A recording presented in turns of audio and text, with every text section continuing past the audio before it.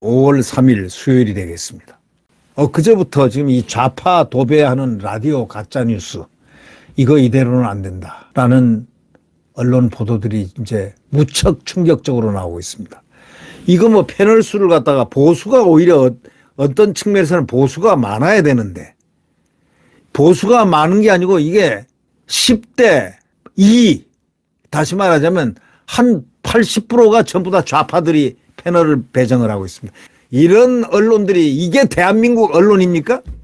그게 KBS 라디오, 또 MBC 라디오, 이게 가장 심한 지금 이런 편향성을 나타내고, 그래서 국민의힘이 이거 심각한 상태로 파악을 하고 있습니다. 좌파 도배하는 이 라디오 가짜뉴스 이대로는 안 되겠다. 국민의힘이 패널 발언들을 전수조사하고 있습니다. 이거는 아주 잘하는 일입니다. 아니, 기울어진 것 자체는 좋은데 기울어진 게 아니고 이게 절벽입니다. 절벽. 이게 극좌파들의 방송입니다. 이게 보수 우파는 올라갈 수가 없는 이런 가파른 각입니다. 결국 이거에 대해서 확실하게 하지 않는다면 앞으로 이 총선에서 이길 수가 없기 때문에 지금 이자들은, 좌파들은 이 라디오를 통해 가지고 라디오는 아주 수시로 들리거든요. 교통으로 이동하는 그 시간에 수시로 들리는 바로 그 시사 시간을 이용을 해가지고 지금 좌파 선거운동을 하고 있는 겁니다. 좌파 선거운동하면서 윤석열 정부를 파괴하기 위한 총력전을 지금 펼치고 있다 해도 과언이 아닙니다. 여기에 나온 패널들을 한번 보십시오. 패널뿐입니까? 진행자 한번 보십시오. 그 분석을 다 해야 됩니다. 이 국민의힘이 KBS, MBC 등 공영방송에 출연하는 친민주당 성향 패널들 발언들을 갖다가 이제 검증하겠다고 나섰습니다. 전수조사하겠다. 사실을 왜곡하는 가짜뉴스를 판단되면 무조건 하고 고발 조치하겠다. 이렇게 얘기를 했습니다. 총선을 앞두고 기울어진 운동장으로 평가받은 현 상황 문제점은 기울어질 정도가 아닙니다. 이거는 뭐 여론전에서 완전히 지금 밀렸기 때문에 이걸 평행 똑같은 상태에서 출발하려면 지금 엄청난 노력을 하지 않으면 안 된다. 지금 그래서 전수조사에 들어갔습니다. 이 공정하고 이런 내용성이 패널들에게 있어야 되는데, 패널의 배분이 좌파, 우파, 자유우파와 극좌파 이렇게 갈려야 되는데, 공정하게 숫자가 5대5가 돼야 되는데 이게 5대5가 아니고 1대9 내지 2대8입니다. 이게 말이 되겠습니까? 그리고 정권을 잡은 쪽이 어떻게 이럴 수가 있습니까? 이건 뭐냐? 대못들을 박아놨기 때문에 이런 현상이 생깁니다. 대못들을 박아놨기 때문에. 한상혁 방통위원장, bon위위원장 이런 유형의 자들이 뻗태고 앉아가지고 알박기를 해놓은 그 문재인의 소위 주구 세력들이 지금 공기업에도 거의 80%, 86%, 87%가 온전하고 있습니다. 그래서 이 공정하기 위해서는 지금 아주 특단의 대책을 세우지 않으면 안 된다, 이런 생각을 하고 있습니다. 이 국회 과학기술정보방송통신위원회 여당 간사인 박성중 국민의힘 의원이 국회에서 열린 당 원내대책에 의해서 공정한 방송은 헌신짝 취급하는 좌파 패널들에게 점령당한 KBS, MBC, YTN 라디오를 더 이상 두고 볼 수 없다, 이렇게 말하면서 민노총 방송으로 전락한 라디오 정상화가 시급하다, 이렇게 밝혔습니다. 이 박상중 의원은 지금 이 순간에도 KBS, MBC, YTN 라디오는 TBS 김어준의 뉴스공장 라디오처럼 좌편향 패널을 섭외해가지고 온종일 전국의 정파성이 짙은 왜곡 방송을 계속 틀고 있습니다. 그러니까 이게 김어준 방송하고 다 비슷하다는 겁니다. 민노총 언론노조가 장악한 공영방송 라디오를 들은 아주 시종 일관 보수 진영을 비웃고 태풍의 눈처럼 안전지대에 있다고 지적을 했습니다. 이걸 이제 깨부셔야 됩니다.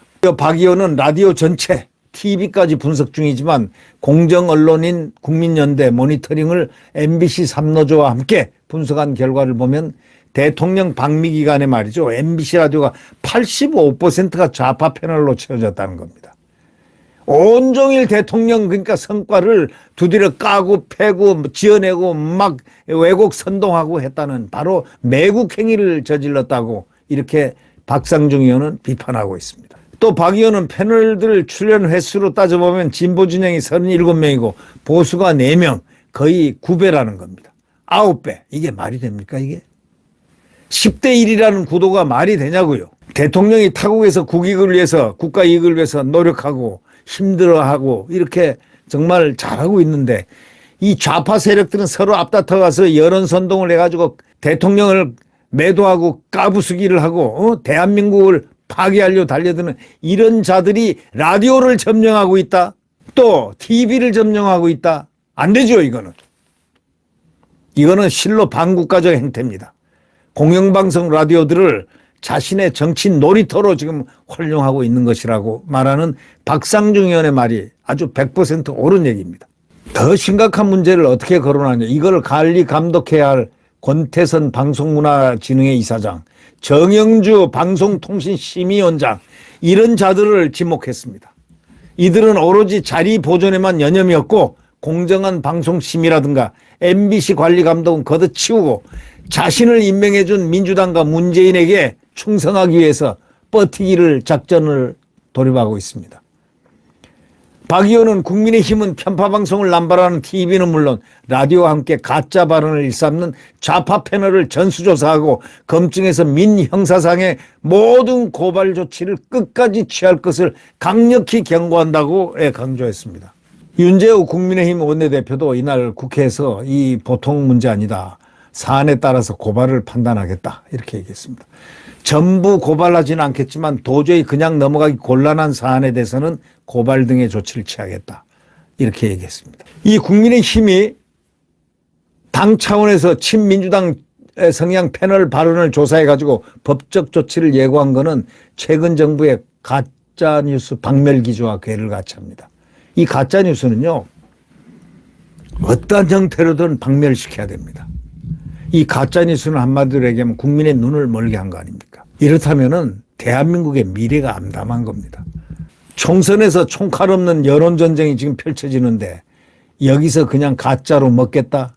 이 169석 거대 의석을 가지고 각종 패널까지 스피커 싸움까지 우위를 점하는 바로 이러한 민주당.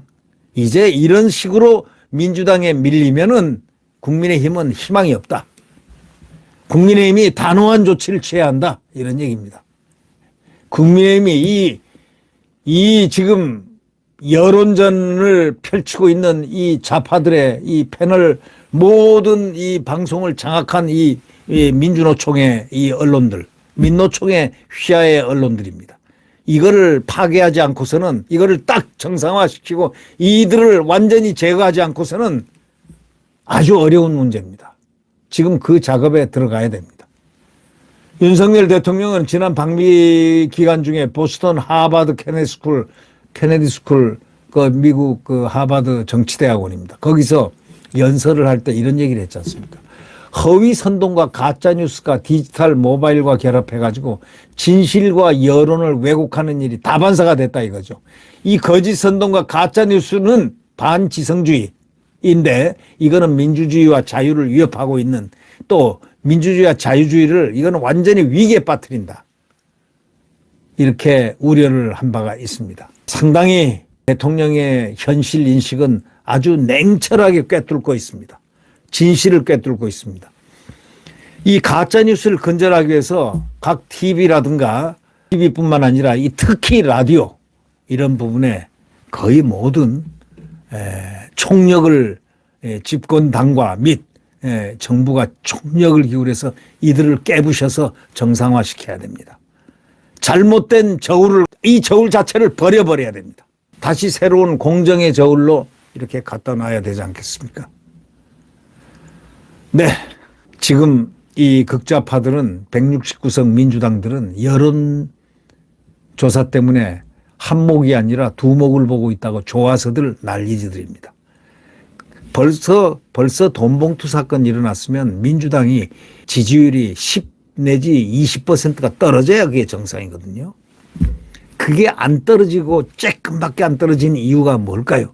그게 바로 이런 패널들, 이 좌파 패널들이 대거 투입돼서 또 좌파 진행자들이 대거 그쪽을 향해서 달려가고 있기 때문입니다. 민주당을 향해서. 예, 이것을 빨리 불식을 하지 않으면은 국민의힘은 상당히 공경에 처할 수 있다. 이런 점을 잘 알고 대책을 철저하게 해야 될 것 같습니다. 네, 구독 버튼과 엄지를 눌러주시면 감사하겠습니다. 여러분, 안녕히 계십시오.